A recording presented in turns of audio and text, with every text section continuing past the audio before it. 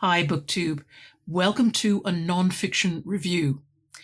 Today's book, in the front, just before you start to read the introduction, there is a saying attributed to Carl Jung, which goes like this: "The reason for evil in this world is that people are not able to tell their stories." The author of the book, in her line of work, has been able to listen to many people tell their stories, people who've done terrible things.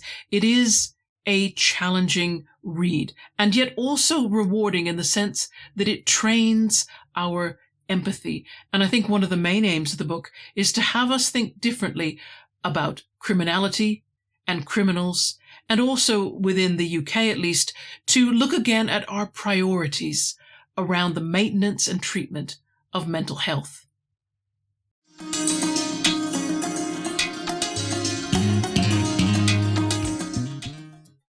The book we're looking at today is The Devil You Know, written by Dr. Gwen Adshead and Eileen Horne.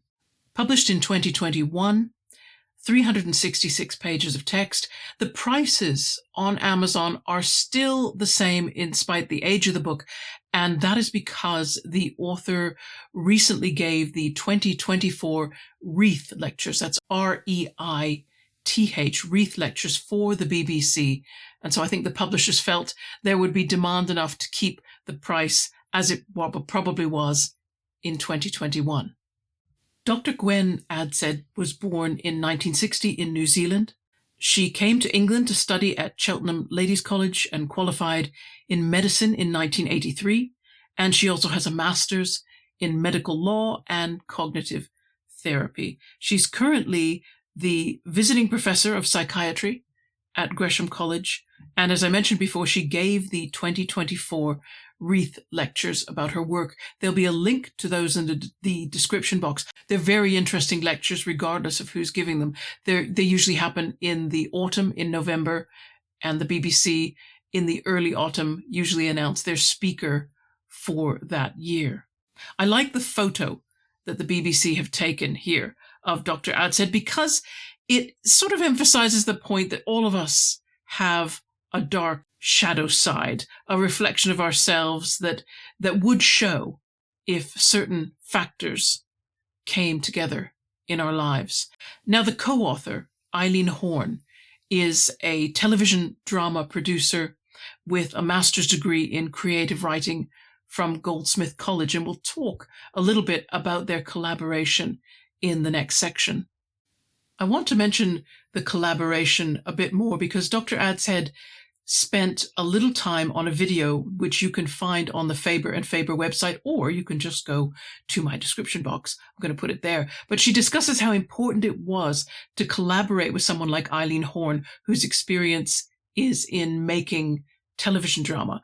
And that's because what she had to do to preserve doctor-patient confidentiality was to make stories which were actually composites of many cases, rather than actually giving you an individual's story.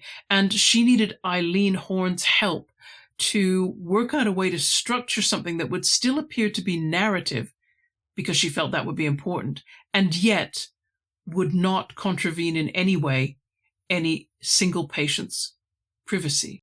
And also she said that Eileen helped her translate her more professional prose with its own vocabulary and way of talking, and instead create a vocabulary and a way of speaking, a register, if you like, that was much more user-friendly. And as I say, please check out that short video in my description box. It's well worth if you don't think you're going to like the book, but maybe you'd like to hear from her directly. What I found when I was reading the book was that I could not tell that what I was being presented with was a composite. It was so well constructed that I honestly believed that I was reading in detail individual stories, individual responses to therapy. And I don't know how I feel about that. And I don't know how other readers might. Now that I know from Dr. Adshead herself, from her short video that she put on the Faber and Faber website, I feel there ought to have been a disclaimer in the book somewhere, some note to say these are not actual individual stories. I realized that probably the reason that wasn't done was that people would not treat the stories in the same way. They would think, oh, these are not true. And since the book does challenge your empathy, it very much does, I can see that people might dismiss the book altogether if they felt the stories were not strictly true individual accounts. And yet, we know that she couldn't possibly have shared that information with us without contravening doctor-patient confidentiality. If that bothers you, if you're already thinking, oh, I don't know, I still think the book can be read the way one might read an historical novel, but written by someone who was there. So a war story written by a soldier about the war they fought in would qualify. It might be a work of fiction, but you know that even if they have to invent a particular situation or happening, it will be heavily based in their own experience and their own knowledge about how most things went, or something they heard from a colleague. In this review, I'm not going to go through chapter by chapter the way I often do with a nonfiction book. That would be basically giving spoilers, because these are composite stories. So they are fictions in a sense based on experience. So I'm not going to tell you details, but what I will share are some of the things that she repeated often that I think are her main points that she'd like to get across. One of those is she talks about using therapy to explore the factors that set up the likelihood that a person is going to commit a violent act. And she compares that to the numbers that you have to line up on a bicycle combination lock in order for the lock to open. And she said in the same way, you can line up factors in individuals that will make it gradually more and more likely that they will commit an act of violence. The first ones, she said, usually the first couple can be predicted. If one is young, male, and comes from a poor socioeconomic background, these are effectively, she said, two numbers in the combination lock that almost always appear. It's very rare for it to be another combination, although she's very fair in examining violence committed by people who don't fit that profile. But nevertheless, she does say that's a very common set of factors in her combination lock. But the others, she said, are individual, and I'm going to read now from page 7 of the book. An important theme that runs throughout this book and all forensic work is the idea of common risk factors for violence. A colleague of mine once helpfully likened the enacting of violence to the release of a bicycle combination lock, and I return to this often. The first two numbers that align are likely to be socio-political, related to masculinity, vulnerability, and poverty. Put bluntly, most violence is committed by young, poor males.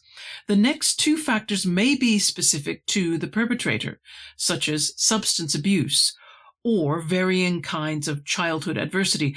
The final number, the one that causes the lock to spring open and release an act of harmful cruelty, is the most intriguing. I found that it tends to be idiosyncratic, something in the action of the victim which has meaning only to the perpetrator. A subtle gesture, a familiar phrase, even a smile. I also appreciated how Dr. Adshead wanted to move away from the idea, there is a metaphor, isn't there, of the mind as a computer. And she didn't like that because she said it makes you think very black, white, very binary, this or that, input or output. And she wants a model, a metaphor that suggests greater organic complexity, an ecosystem, if you like, in the brain, where it's possible that in the right circumstances, the brain can adapt to stress, but there are certain points at which stress can overwhelm an ecosystem, and similarly, stress can also overwhelm a brain and its capacity to cope and behave rationally. And then she also talked in early chapters about how therapists must also undergo continual therapy themselves.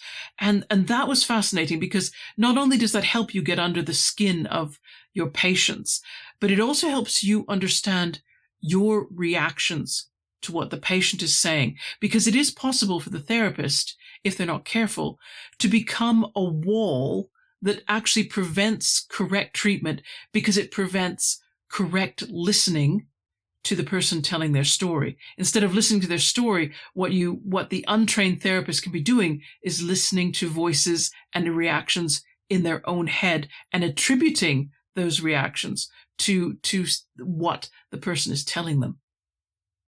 And then she also talked about the stages of therapeutic recovery. She talked about how the perpetrator often has to make a journey from being sometimes in complete denial of all the crime or an aspect of the crime, or wanting to externalize all responsibility for those actions, to gradually bringing the actions closer to themselves, then taking full ownership of all the details, because she said sometimes they'll take ownership for part, but not all. So it's letting them take ownership of all the details and then come to a place where they make a decision about now that I take full ownership of this, what am I going to do? What kind of person do I want to be? How can I ensure that I don't behave in the same way again, that I'm not affected by the same factors that affected me then?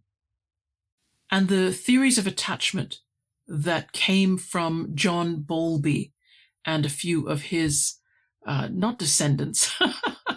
There have since he came up with his theories in the 1950s about how childhood development, and particularly attachment to the parent, has an effect on how we can form and maintain relationships with people later on in life. And these have developed. After Bowlby came others who modified that theory slightly. She doesn't go into it in detail, but obviously she makes passing reference to it in describing her patient's situation. It did make me more interested to know in what way exactly is that theory used now in practice, or if it's still used, how widely, how credited is it, etc. I can see more reading for me coming from that. And I suppose we can't not talk about problematic content with this book. This book is it's solidly packed with so much problematic content. Not only are we describing the crime itself in detail, but often that's being described from more than one viewpoint. The viewpoint sometimes of the perpetrator and a survivor. You need to go back into the childhoods of some of these perpetrators, and those are filled with sometimes really horrific stories. All the reviews that I've seen online, they all tend to use the word challenging when it comes to actually reading this book. And so either you're going to be a person who already knows that you can deal with this, or you feel that there's something about the way this information is presented that's going to make it easier. For example, I found that it helped to have heard Dr. Adshead on video speaking about her work, because she's got a very calm, soothing voice. And it helped me to be able to hear her voice in my head as I was reading the narrative. It did also help me when I later found out that these were composite stories, that these were not any one person's actual story, but they were typical of a kind of story that Dr. Adshead encountered again and again in the course of her work. And this bit is a complete rabbit hole. We are going well away from the book. I figure you've probably already decided whether it's the thing for you or not. I'm going to talk about another point. Dr. Adshead spoke about this need for herself as therapist to have therapy, so that her story as a person wasn't the thing that prevented her from properly hearing a story coming from her patient. And as it happens, me reading all that coincided with Andy at Really Random Reads making a video which he called "Is It the Book or Is It Me?" And he'd been reading a creative writing teacher called Gwen Adshead, who suggested to her students that reading is a kind of communion, and maybe it should be treated with that sort of sacredness. And that kind of reminded me of the therapeutic situation, because certainly Dr. Adshead takes the therapy situation quite seriously. It's a different kind of conversation. And it's one where listening, taking in what's being presented to you without judgment really, really matters. And Andy mentioned a situation when he was younger where he read a book and he tried to do that. He tried to be in conversation, in communion with the book. But he said there was stuff going on in his own head at the time, and he really didn't take in what he was reading. And he mentioned one book that, again, on his first reading, he got log jammed about a third of the way through. And he speculates that maybe he shouldn't have done the reading the way he did. He broke it up, as it happens. He didn't try to read the book all the way through, not in one sitting necessarily, but keeping the reading sessions close together, the way you might with therapy. Again, they're regularly scheduled, aren't they? And if you break for a long time. But I got the idea that what he was saying was so much about how you react to a book, how well you are able to enjoy and benefit from the communion of a book can have so much to do with where are you right now. And I almost thought, wow, that almost is saying that maybe we need to have therapy while we're reading books. Some books, some less so, but I'm sure some that you do, because your reaction to them when you have to DNF a book or when you're really struggling with a book. I wonder if maybe we never really have a method for sitting down and analyzing ourselves. What is it about me that is reacting to this book this way? What exactly am I not happy about? We sometimes don't quite get down to that detail. And that's because if we tried to do that with every book, I mean, we'd spend more time in therapy than we would reading. But it's still, it's a fascinating book. And it may be a good argument against rating books. Because if you give something a 3-star or a 2-star or a 1-star, what is that really saying? Is that really saying the book is bad? Or is that saying, I was not in the right place when I read this book. Maybe I will never be in the right place. Maybe it'd be better if we said that. So instead of saying, I rate this book 5 stars, we should say, I was ready for this book and this book was ready for me. And we had a fantastic conversation and I came out all alive with my feelings for this book that were so strong and so positive. And if we rate a book a 1-star, maybe what we should say is me and the book are in different places right now. And perhaps if I examine myself closely in a few years from now, or I reapproach the book, maybe it and I will have a different communion together, a different conversation. That might be a way better way of looking at things, because I think for a lot of people, rejecting books, we don't always think, what has it got to do with me? We always think, oh, it has something to do with the book.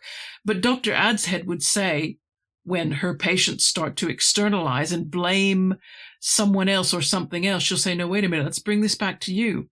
Let's bring this back to you, because everything is your decision, including what you read and how you choose to react to what you read. I wonder if she wouldn't have something to say about that. And I just thought it was a fascinating little aside. And I've got to admit that something like this has happened to me, and only a couple of days ago. You'll remember my last fiction review, which was Doris Lessing's short story collection, The Story of a Non-Marrying Man, which I read, enjoyed immensely. I didn't tell you guys that it was a reread, did I? Because I didn't think it was. But I had to go look up. I have a spreadsheet which records my reading from 1999 until 2017 when I started the Open University, and then things kind of got disorganized or taken over, really. So I had to go back to that spreadsheet for a completely different reason. And I happened to be looking through all the books I read in the year 2000. And there it was, The Story of a Non-Marrying Man. I read it in 2000. I remembered nothing, absolutely nothing. And I almost went into denial, like Dr. Adshead's patients sometimes do. Complete denial. I didn't read it. I couldn't have read it. It couldn't have happened because nothing resonated. When I reread it, not knowing I was rereading it, nothing felt like deja vu, and surely I'd remember. And the funny thing was, I looked at the books that I read immediately before in 2000 and immediately after in 2000, and I remembered some of those books really strongly. Some of them really resonated, and it's a quarter of a century later. What does that say about the way the Doris Lessing book affected me? What kind of communion did I have with that book in the year 2000? It couldn't have been very great. And so I wondered about that. I thought, what happened? What was it? The only thing I could think was, in the year 2000, I was 36. And most of Doris Lessing's characters in The Story of a Non-Marrying Man are older. And I wonder if I read it, thought, well, this is interesting in a cursory sort of way, but maybe the truth was I wasn't there in my head and I really couldn't entirely get where most of Doris Lessing's characters were coming from. Whereas now, I get it. I get it. So there, I think, is a prime example of how you can read a book. I don't remember disliking it either. I must have just read it. It must have been just one of those, there were always books like that. You read them and then you think, you just forget them. They don't stick. But I think this time I will remember that I've read it.